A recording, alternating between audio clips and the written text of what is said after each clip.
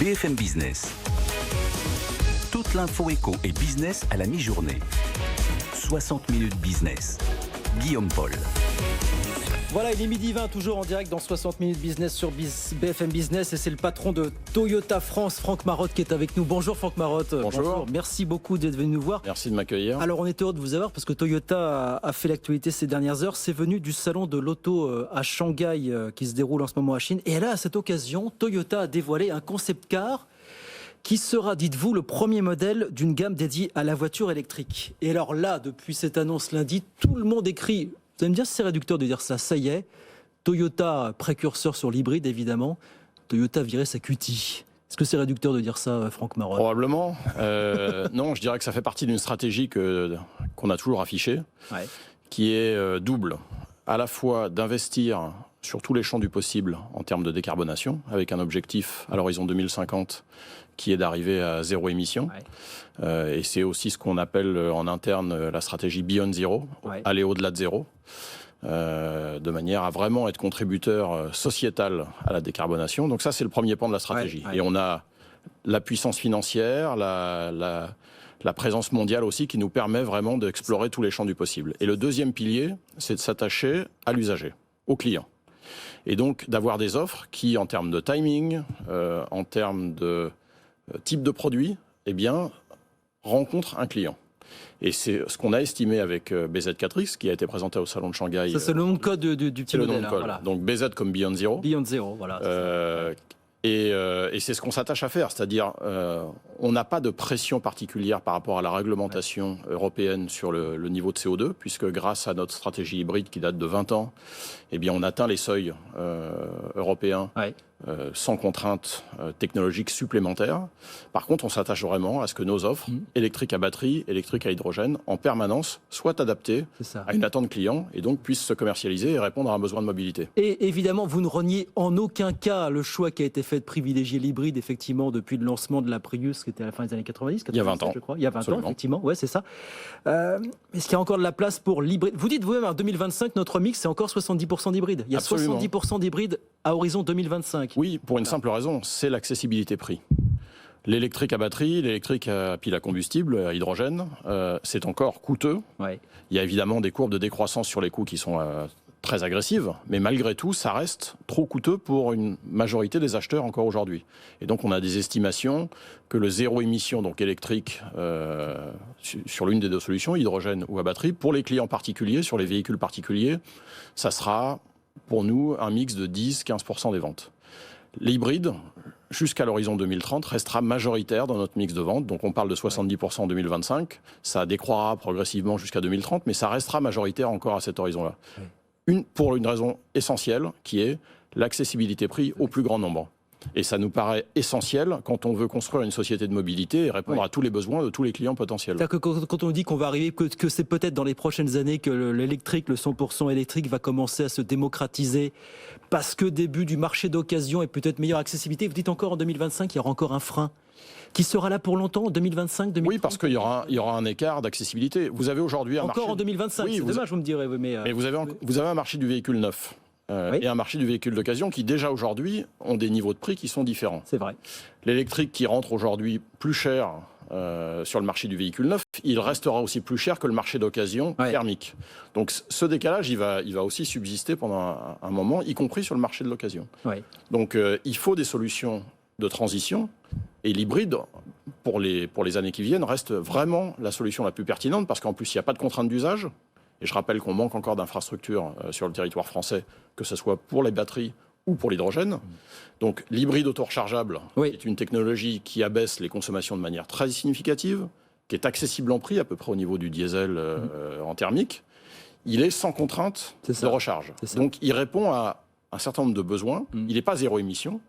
Mais en termes de transition vers la décarbonation, c'est une vraie réponse. Et il n'y a pas de risque que pour vous, une réglementation vienne vous rattraper malheureusement sur ce terrain-là d'ici les prochaines années. Allez savoir ce que c'est la réglementation à terme. On ne peut pas mettre de la réglementation. Non, mais justement, c'est pour ça. On ne peut pas éviter effectivement que dans certaines grandes villes, il y ait un élan qui soit pris pour réduire encore plus rapidement les émissions de CO2 et qu'on arrive aux zéro émission. Mais après, ça sera aussi un risque significatif en termes d'accessibilité des clients à la technologie.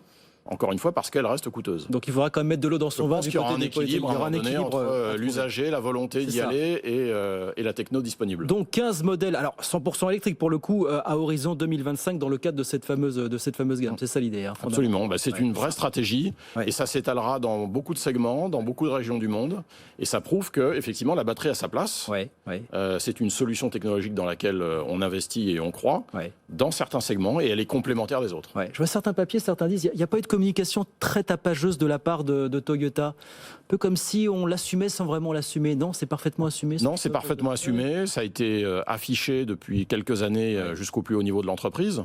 Donc simplement, on est peut-être moins tapageur, pour reprendre votre mot, que d'autres qui sont obligés de communiquer par contrainte. Pensez à qui on n'est pas sous contrainte. Voilà. Et donc, on est orienté client, sans contrainte réglementaire, et c'est une force sur laquelle on joue et qui nous permet d'avoir un discours beaucoup plus mesuré. Moi, je faisais référence, pas vous, à Volkswagen notamment, qui communique très fortement et régulièrement sur ses ambitions en matière de véhicules électriques. Il nous reste quelques minutes, je vous dis qu'on dit un petit mot de ce qui touche, alors pas seulement la France, pas seulement Toyota, mais tous les constructeurs partout dans le monde, c'est cette pénurie de semi-conducteurs qui, on l'a vu déjà, commence à perturber la production du côté de chez Renault, de chez Peugeot. Et vous aussi, notamment dans le Nord, sur le site d'Onin dans le Nord, près de 4000 salariés. La production est déjà, ça y est, un peu perturbée. Alors, on est un petit peu impacté. Pour être tout à fait franc de ce que l'on peut avoir comme étude, on est probablement moins impacté que d'autres constructeurs. Néanmoins, c'est toujours une complexité supplémentaire qui se rajoute à tout le reste. Les mesures sanitaires, les contraintes de confinement. Donc, c'est évidemment pas simple à gérer dans une usine comme Onin. Néanmoins, à ce stade, on a réussi à limiter de manière extrêmement fine nos baisses de production. Il y a eu quelques jours de fermeture. Il y a eu quelques jours, mais qu'on arrive à compenser en général entre le moment où ça risque d'arriver et le moment où effectivement on arrive à l'échéance. Nos équipes d'achat travaillent d'arrache-pied. On a globalement une crédibilité très forte chez Toyota grâce à notre présence mondiale, à notre volume, à notre sérieux, à nos conditions de travail avec nos fournisseurs qui sont extrêmement intégrés, fiables. Et donc, on a un crédit de confiance avec les fournisseurs, je crois, qui nous aide beaucoup dans cette période à être quelque part protégés. Il y a eu quelques jours de fermeture sur le site d'Onin et il pourrait y en avoir d'autres en fonction de... Oui, je ne peux pas m'engager, encore une fois. C'est un travail quotidien. Effectivement, le risque existe, comme pour les autres, mais il est beaucoup plus faible. Vous arrivez à estimer la perte de production sur l'ensemble du premier trimestre qui a été engendrée, qui risque d'être engendrée par cette fermeture? En Europe, au niveau européen, on est sur une perte de production qui est en dessous de 10 000 véhicules sur le premier semestre. Donc, ce qui représente en pourcentage de la production totale, on est sur une production totale d'environ 500 000 véhicules sur le premier semestre. Donc ça reste relativement faible et surtout, ça nous laisse la perspective de pouvoir le rattraper au deuxième semestre. Donc de ne pas avoir trop de décalage de livraison pour nos clients et donc de retard pour eux. Vous avez été pénalisé. Alors, vous êtes pénalisé évidemment, comme tout le monde, par cette pénurie de semi-conducteurs. Vous avez apparemment, j'ai lu ça, été un petit peu pénalisé par ce qui s'est passé du côté du canal de Suez, là aussi, avec des pièces qui comme tout le monde, qui devaient arriver à Rotterdam. Et tout ça entre les enseignements de cette crise depuis maintenant plus d'un an et ce qu'on a vu notamment à l'occasion du canal de Suez. Comment est-ce que ça peut impacter les constructeurs dans la visualisation de leur chaîne d'approvisionnement finalement? Pour vous, ça remet en cause quoi finalement? Et c'est annonciateur de quoi tout ça finalement, l'arrivée? Ça renforce la nécessité de localisation et ce qui en l'occurrence a toujours été une stratégie du groupe Toyota.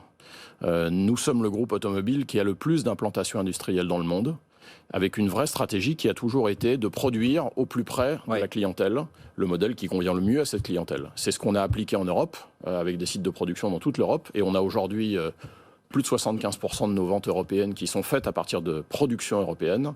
Je crois qu'il faut renforcer ça, il faut continuer à investir toujours plus dans cette stratégie. Elle est gagnante aujourd'hui et elle est la meilleure réponse possible, avec le phénomène de circuit court, comme on dit, à tout problème de logistique qui pourrait survenir dans l'avenir. C'est une question de volonté politique pour renforcer ça, évidemment. Voilà. Est-ce que vous parlez avec les dirigeants politiques aujourd'hui? Vous sensibilisez aujourd'hui les élus locaux, les élus nationaux? Bien sûr, ils sont tout à fait preneurs. La France en particulier, qui a une vraie volonté de réindustrialiser le pays, donc faire venir des investisseurs. Toyota est un investisseur de référence en France depuis de nombreuses années, reconnu comme tel. Et donc, on joue pleinement notre jeu. Et ben voilà, vous jouez pleinement votre jeu. Voilà. Merci beaucoup, Franck Marot, d'être passé nous voir. Donc, on vous souhaite, on souhaite tous que cette pénurie semi-conducteurs s'estompe le plus rapidement possible.